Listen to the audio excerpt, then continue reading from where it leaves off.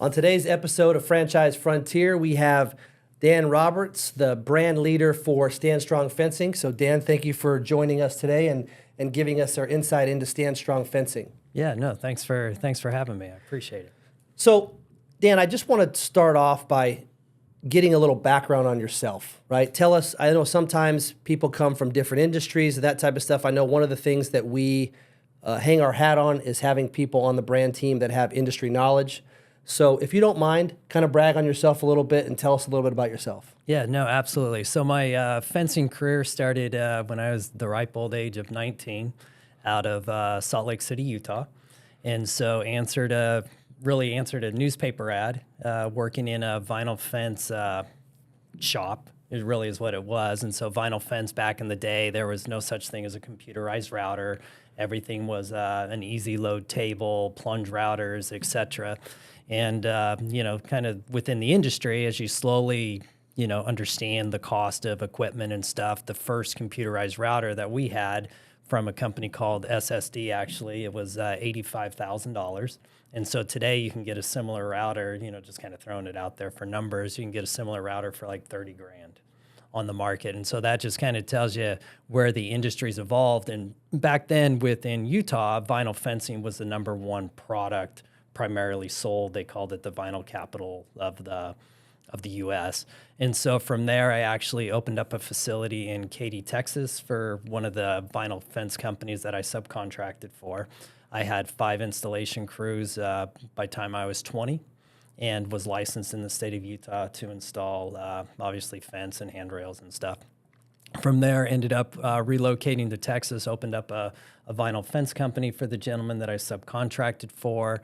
And then really that kind of launched my career within the industry in general. Ended up getting a job offer for a commercial chain link fence company in Clearwater, Florida, and was there for 4 to 5 years. And then from there moved on to the manufacturing side of the business, where I ran the western half of the United States as a regional sales manager, selling vinyl fencing anywhere west of the Mississippi. And then from there, ended up joining another company, which is also one of our vendors. And so I managed the Home Depot installation business on a national level. And at one point of my career, I felt like a professional test taker. So because when you manage a program that big, the company has to be licensed in every state. So at one point, I was licensed in I want to say approximately 35 different states across the United States, to where we managed the Home Depot installation business. And then from there got into the distribution, which was for another one of our vendors, a large vendor, and that was Master Halco. And I managed the retail division for them, which is selling merchandise products into Home Depot, Lowe's, the big box stores, Do It Best, Ace Hardware stores, et cetera.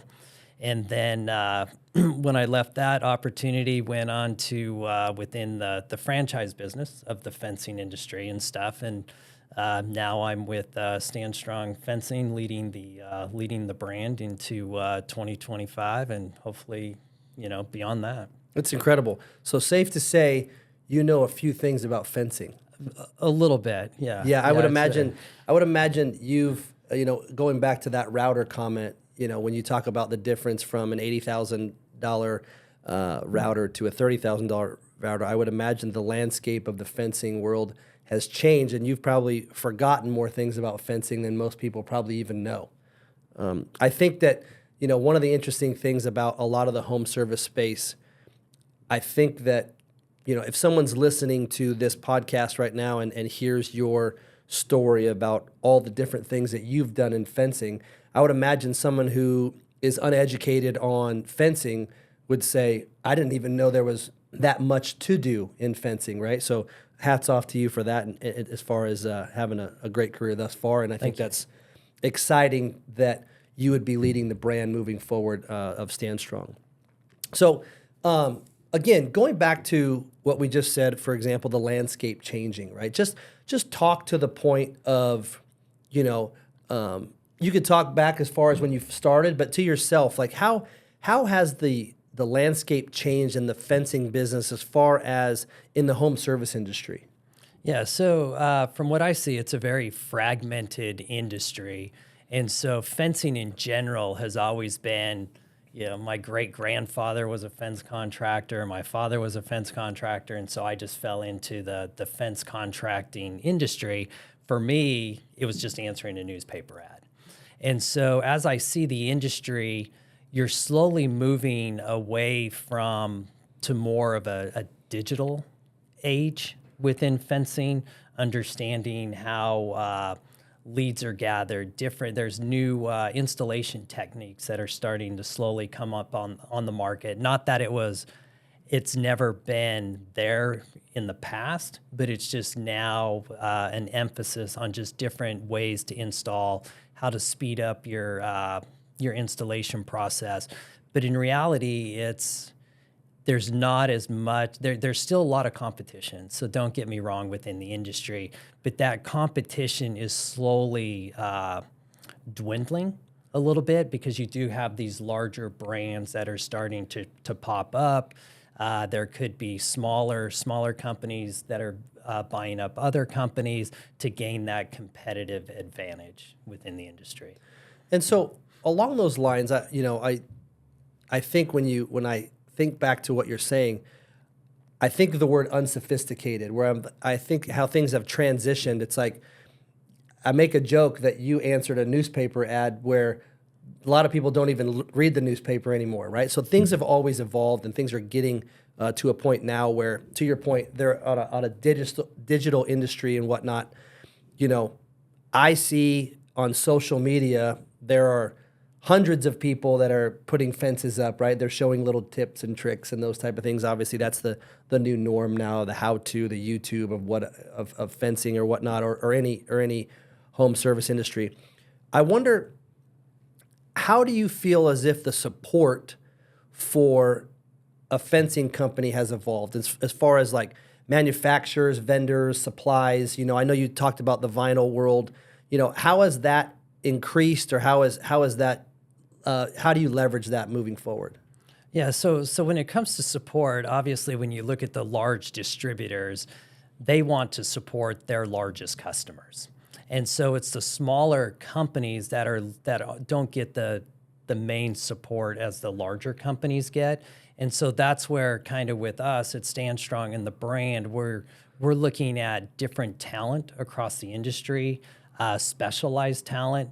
And so for myself, being pretty well-rounded within the industry, that gives me, I think, an industry advantage just in general. We just recently brought on a new, what we call DOTS, a director of onboarding, training, and systems, who actually comes from one of the largest fence companies out of Denver, Colorado, where he managed the operational side of the business.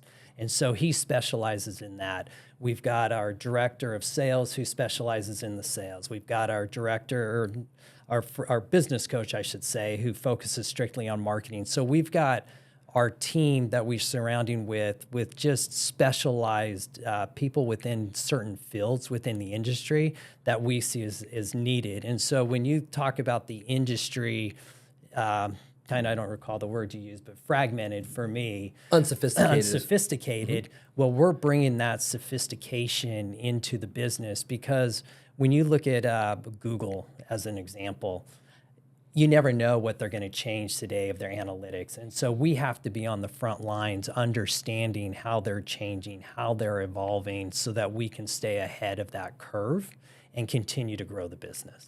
Yeah, I think it's important when you talk about franchising in general. I think it's a great thing that Horsepower does, where the brand team, we try very, very hard to have that brand team be specific in the industry. Obviously, sometimes it's difficult to do.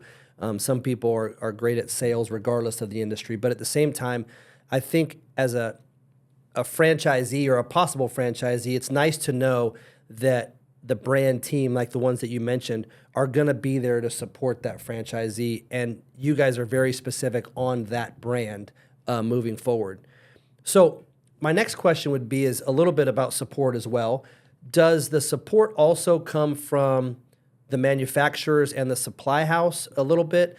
And I guess my other question to that would be, we are obviously at Horsepower leveraging our buying power across all brands in order to give our franchisees that stand strong the ability to purchase materials at a lower cost. Where I think that, to your point, when you have those smaller mom and pop fence shops, for example, they're not able to have the margin they need because of where they buy the product. So I just wondered, how do we leverage that buying power, and how does that work for our franchisees? Yeah, so obviously strength comes in numbers.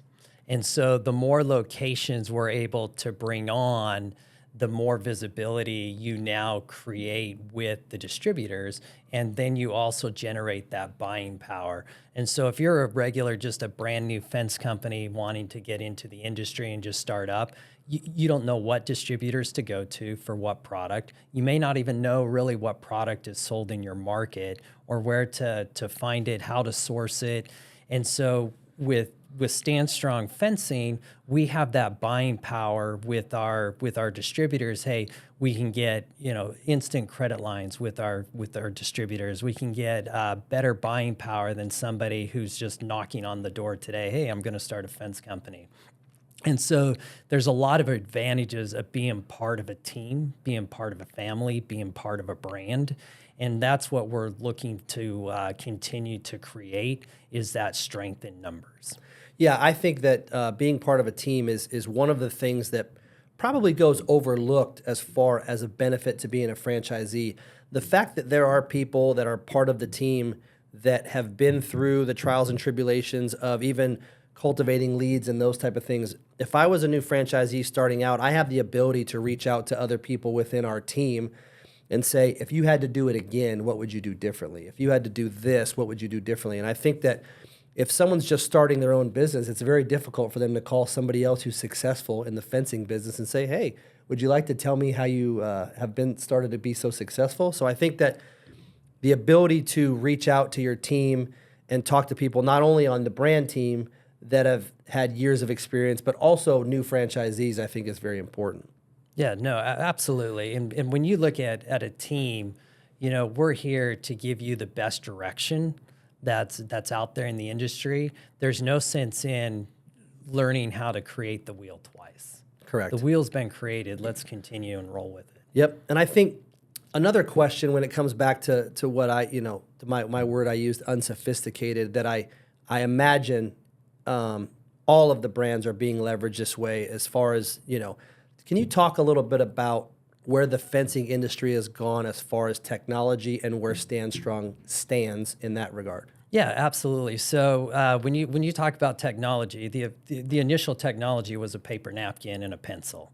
That's how you did your quotes. You wrote everything up on a graph paper. You may have picked up some invoices from an Office Depot or a Staples. Rip out the pink part. Yeah, exactly. Yeah. Kept your carbon copy and stuff. And then obviously with credit cards, you had the old credit card machine that you'd slide and scan and have everybody. But now to where we have a proprietary software that our founder created, that gives us the opportunity to leverage where you could give a quote to a customer, and then the customer could say, oh, well, I decided I'd change my mind. Can we add this, or can we reduce that? You can make instant changes without having to go back out to the house and meet with the customer. And so now we're actually evolving into another stage of our proprietary software to where the customer can actually see what that fence is going to look like going around their house. So we have a model that's being developed right now. So you go out there, you measure up the property, whether that's from Google Earth, and you can actually drop the fence as an image on that customer's house, so they know exactly what they're looking for. A lot of people today have a hard time visualizing what something's going to look like. Salespeople have a hard time illustrating what that's going to look like to the customer. So with our software, we now have that ability to make that connection between the two. Having a proprietary software definitely has to be a differentiator as far as when you look across the landscape of fencing brands, whether in franchise or out of franchise. Having a proprietary software, I would imagine, is a big deal and a big differentiator for 100%, absolutely.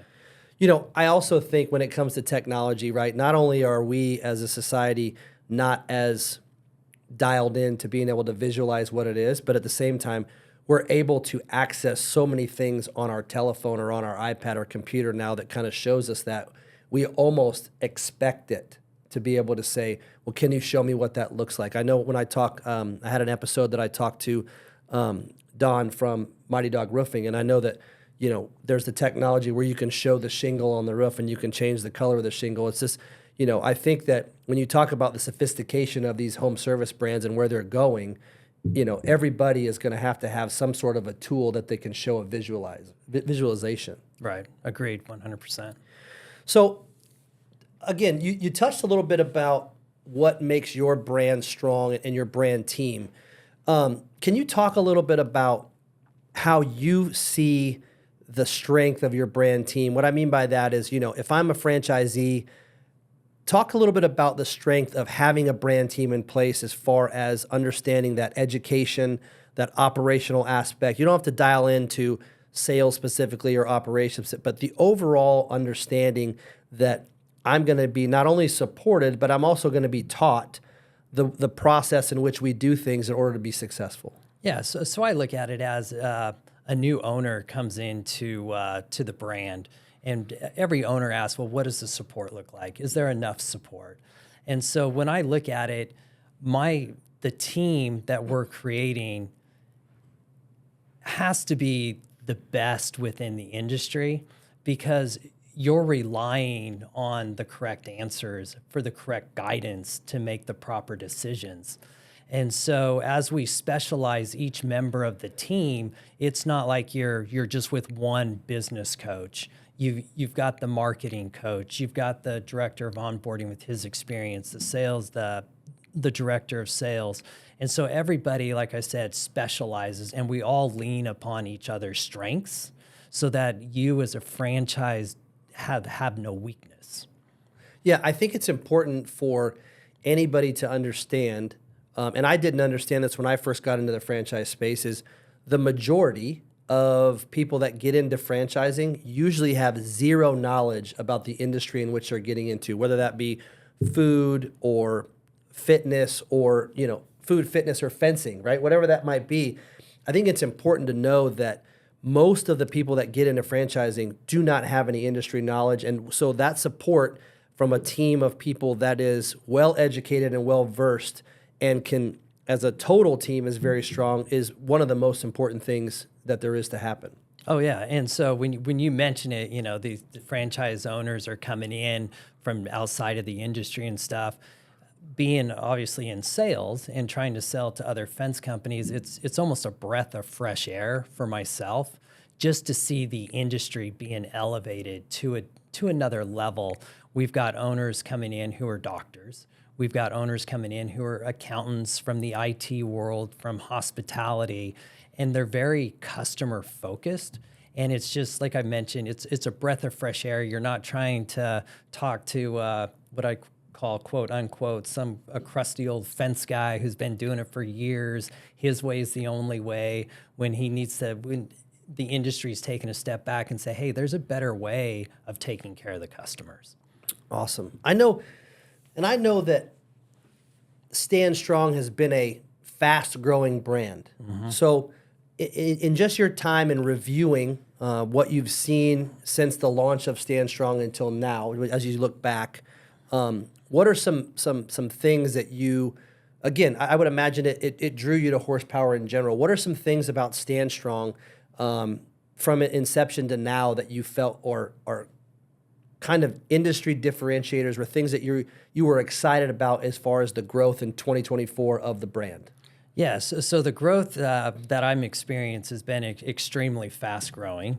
And I think it really starts with the leadership at Horsepower Brands and just how they've enabled their brand leaders to take hold of the brand and carry it into the future. And then obviously with the development team, bringing on these new owners, vetting them, making sure they're proper for the brand. And at the end of the day, we really want to take care of the customer. And that's, you know, when I look at it, who's my customer? That's the owners of the facilities. And then who's their customer? The end user. And so our focus is on how can we better take care of that end user, which is obviously going to help grow the brand across the country. Absolutely. And so that being said, as you look at 2025, what are some things as far as within the brand that you're the most excited about 2025, whether it be outside of the brand, inside of your team, and moving forward? Yeah, the most excitement for me is, again, it goes back to those from outside of the industry wanting to be a part of the industry. And the biggest excitement of fencing is it's a need. It's not technically a want. Nobody wakes up, or at least I've never woken up in the morning and say, hey, I want to buy a new fence. You either need a fence to secure for your kids for safety. You bought a new pet at Christmas, and so now you need a fence for that child.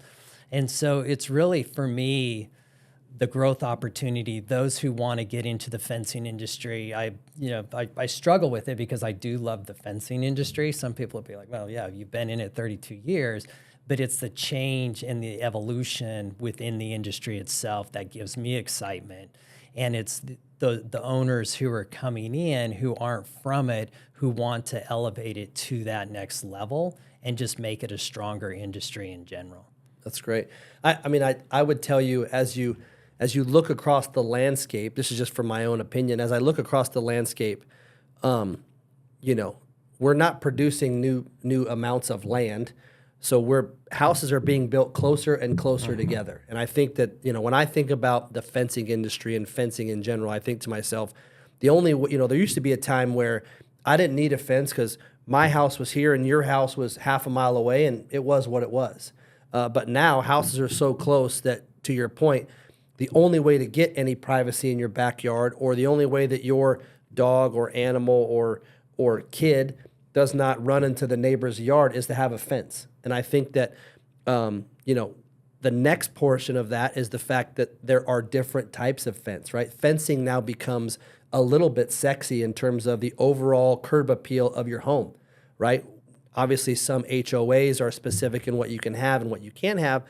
But, is it a wrought iron fence? Is it a vinyl fence? Is it a wood fence that's going vertical? Is it going horizontal? The things that, I don't know about you, but the things that my wife thinks about when it comes to a fence, I never think about. I'm thinking, let's put a fence up. But I think it's exciting that there are so many different things and so many different ways that you can use a fence to update your curb appeal as well as the safety of your family. Yeah, but I think people are getting to the point where they're almost putting their own stamp on their house, to where, Pinterest, great invention, worst and terrible invention for us as fence guys, because we'll see a picture where a customer's like, oh, I want this. Well, now you're trying to figure out, okay, well, is that a mixed material? And when I say mixed material, are you doing an aluminum framing with a wood infill, with a vinyl infill? Are you using composite infill? So everybody's starting to personalize their homes and their properties. Yeah, granted, there's HOAs out there where you're stuck with a certain style of fence that you have to use. But there's also larger properties outside of that where you can actually put your own stamp on. Where I'm from, East Texas, you get a lot of larger properties and stuff where people are putting initials in their drive gates. So now you've hit the gate automation industry. And then when you really take a step back and you talk about different styles of fence, it goes beyond the residential customer. You've got commercial projects, you've got HOA projects, municipality projects. And so now you're really getting outside of that cookie cutter fence industry, where I'd call it, where you're just doing a fence here and a fence there. You're really getting into the integration of technology. How do you do gate operators and so forth? Well, that's awesome. I never thought about some of that stuff. So, not to take a step back, but even in the description that you just gave, if I'm a franchisee and I am starting out, I'm in my first 6 months of operation, and I go to a job and I'm the salesperson and I'm talking to my possible purchaser of the fence, and they start to go through those things. Am I able to call on the brand team and say, hey, listen, I just started. I'm not sure what they're talking about. Can you help me understand this so I can then give a great quote and be able to execute on that? Yeah, 100%. That's the beauty of buying into a franchise operation, into a brand, is you've got that support at the corporate, at the franchisor level, I should say, to give you, to take you to that level. So if all of a sudden your sales guy's out there and say, I really don't know how to do this, that's what we're there for as your coaches with the experience to lead and guide you to be able to sell that fence. Yeah, I think that's probably one of the most invaluable things, because I think that in every industry, it comes down to you understand, I've done this before, therefore now I know how to do this. Exactly. And I think when we talk about people that are getting into franchising that possibly have never done a fence, some of that would seem really overwhelming, and you would feel as if you were out on an island and not knowing, except for the fact that when you're part of a franchise network, you're able to call on that brand team and say, can you help me through this? And they know if you tell them, I've never heard of that, then it probably doesn't exist. Oh, right? yeah, no, absolutely. And there's been some stuff, like I tell everyone, hey, I may not know everything, but if I don't know it, I'll definitely find the answer. But there's been some things where people say, hey, how would you do this? And every once in a while, you do have to take a step back and try to, put your thinking hat on and, figure out, can it be done? Well, I think to your point, when you talk about technology, social media, and what we have going on today as far as, Pinterest and all these other type AI type things, you have to be very respectful of the fact that what you might be looking at might not be real. It might be, that fence or this logo or whatever might be computer generated to some extent.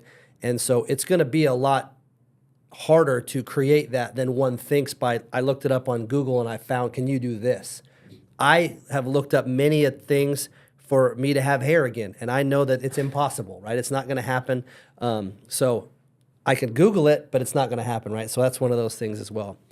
So in closing a little bit, I just kind of wanted to ask you, as the brand leader for Stand Strong, as you lead the team in franchising, what do you feel like is your why? When you wake up and you think about your job and where we're going as a company and where Stand Strong is going, what would you, I know this is a tough question at times, but for you, what is your why when it comes to franchising and franchisees? For me, the why is the owners. And so I've talked to just about every one of our offices that we currently have open. Luckily we've got some, there's Discovery Day that we always have here at Horsepower Brands, where we got new franchisees coming in to be a part of the team. But my drive is seeing them being able to support for their family, not relying on somebody else for a paycheck. They really want to take a step away from that corporate world and build something not only for them, but for their families. Many of them have said, hey, I'm doing this for my kids. Maybe my kids' will end up owning the business one day. And so that's where my drive is, just seeing their excitement of when they become a franchisees. Now, is every day going to be, gumdrops and lollipops per se? Absolutely not. But at the end of the day, I think we're all striving for the same common goal. And that's my drive, is just to see the happiness with them, to, hey, we sold another fence, to see how excited they get, whether that fence is $1,500 or whether that fence is $1 million. It's just that day-to-day excitement of the franchisee owners that are coming in. Yeah, I think that's incredible. I think, I do feel it's very important for people to understand that running a business at any level is difficult. And I think that there's also that ability to understand that it's going to take you a while of working in the business before you're able to step out and work on the business. And I think that it's important that for some of these people, or some of people that are looking into franchising, understand whether it's to build a portfolio or to be a legacy for their family. I think that with hard work and the brand team that you guys have in place in general, I think that it's something that can be accomplished. And I think that all of us are excited of what's coming up for Stand Strong Fencing. Absolutely. You know, I'm proud to be here as the brand leader to lead the brand into the future, and you know, and all the franchisee owners that are coming on board and stuff. It's exciting times. Awesome. Thank you again. Well, I appreciate your time and thank you for joining us on Franchise Frontier, and we look forward to seeing you on our next episode.